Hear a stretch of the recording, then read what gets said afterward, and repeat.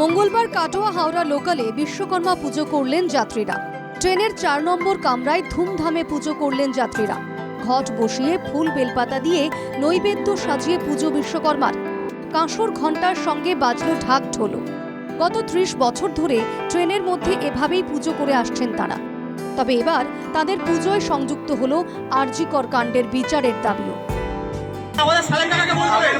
এই বছর আমরা পুজো করছি, এবার আমাদের পুজোটা 31 ইয়ার্স হলো।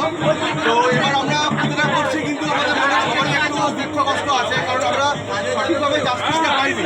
বাট উই নো আমরা জাস্টিস পাবো, and we stand for justice.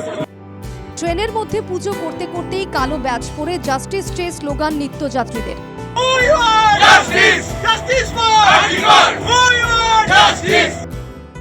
পুজো বিগত 20-25 বছর ধরে হয়ে আসছে, ট্রেনেই আমরা এইভাবে পালন করি বিশ্বকর্মা পুজোর দিন।